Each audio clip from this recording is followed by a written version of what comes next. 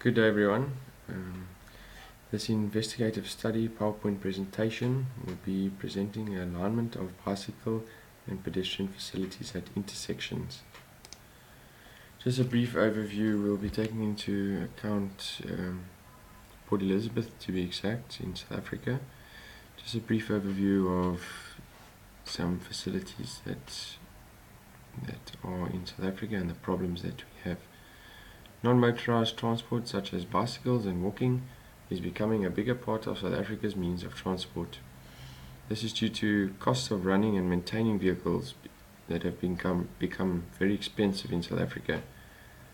South Africa still has a long way to go to conform to majority of pedestrian and cyclist facility requirements at intersections. Conflicts at intersections is a daily concern, as there are many conflicts that occur at intersections between pedestrians, cyclists and motorists. Some of the causes of conflicts are due to insufficient facilities at intersections to ensure the safety of pedestrians, cyclists and motorists.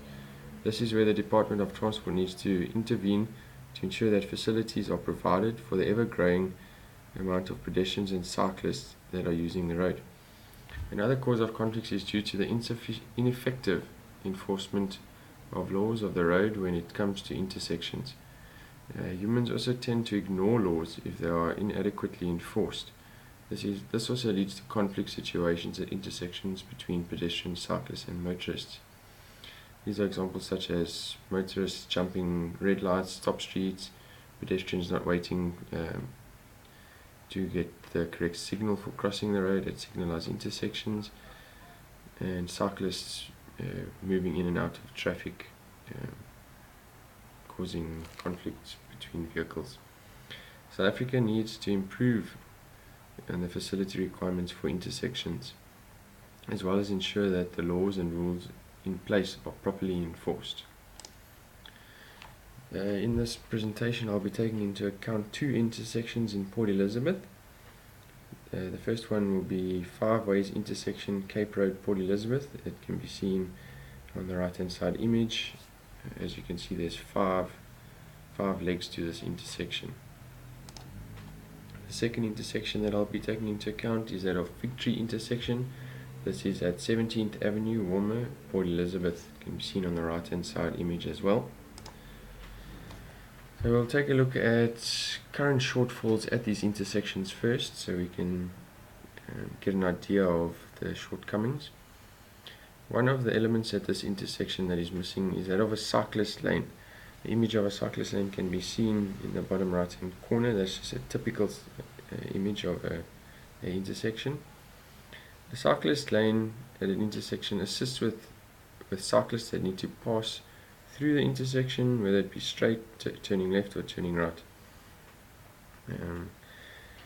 With the cyclist lane being designed and implemented at an intersection, there also needs to be adequate signalization for the cyclists at the intersection, because without this there will be conflicts at this intersection.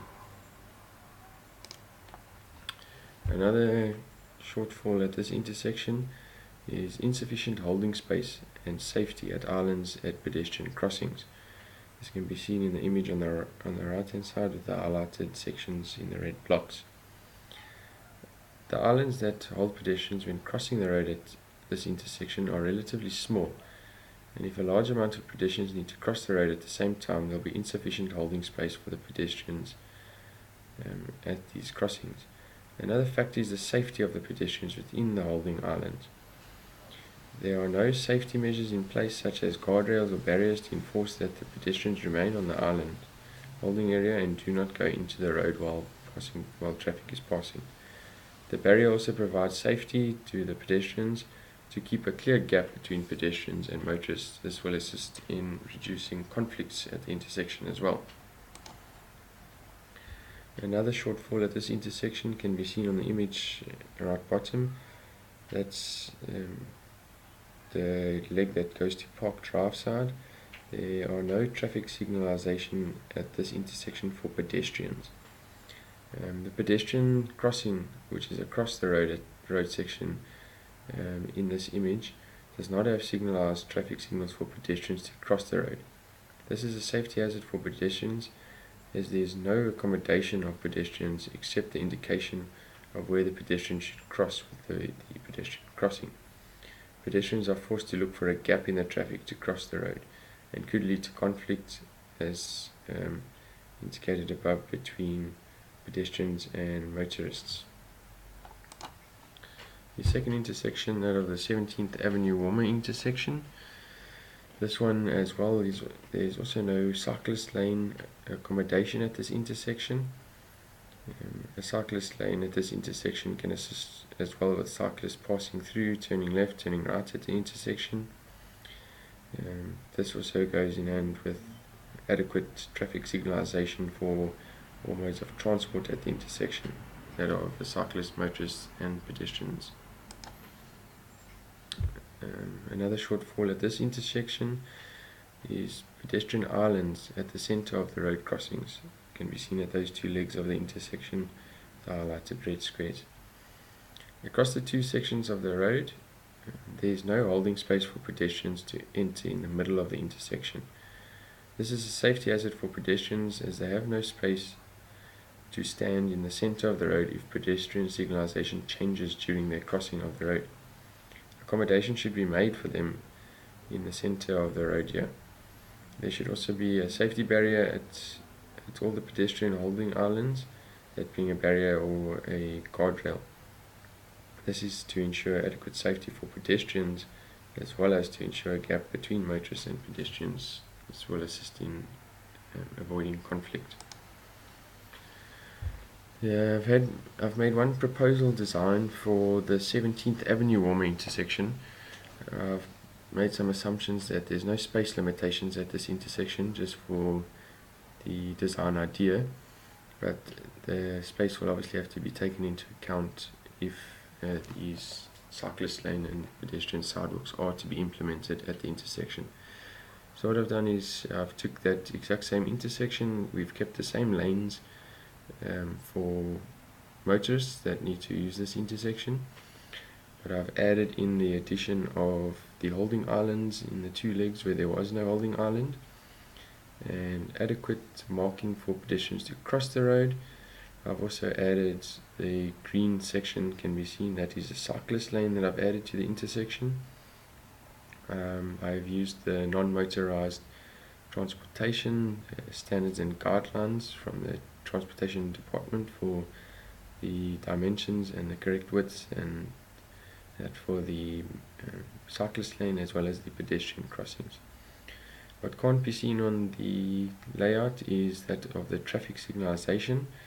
There is to be adequate traffic signalization implemented with the existing signalization for motorists. Pedestrians need to be taken into account, as well as the cyclist lane that has been added to this intersection. That's just my brief design that I've done on the intersection at 17th Avenue Warmer. Just some concluding remarks regarding cyclist and pedestrian facilities in general. Traffic safety for motorists, pedestrians and cyclists is of utmost importance to avoid conflict on the roads. With ever increasing amounts of pedestrians and cyclists that are using the roads, due to the high cost of running and maintaining a vehicle, South Africa needs to increase the accommodation to accommodate the increased number of cyclists and pedestrians that are using the roads. There is a high amount of conflict between the three road users, especially at intersections where there is merging traffic or traffic that is moving in different directions.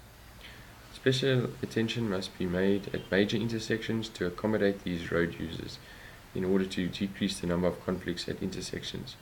This can be done by adding cyclist lanes and ensuring that there is adequate facilities to accommodate pedestrians that need to cross the road. With the numbers of pedestrians and cyclists increasing, the South African Transportation Department needs to start acting to accommodate this ever increasing amount of pedestrians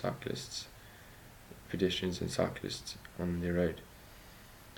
The design that I did previously can also be implemented not at only that one intersection, but throughout South Africa, in Port Elizabeth, with the ever increasing amounts of pedestrians and cyclists using the road. That's my brief investigative study presentation on the accommodation of pedestrians and cyclists at intersections regarding facility requirements. Thank you for viewing my presentation.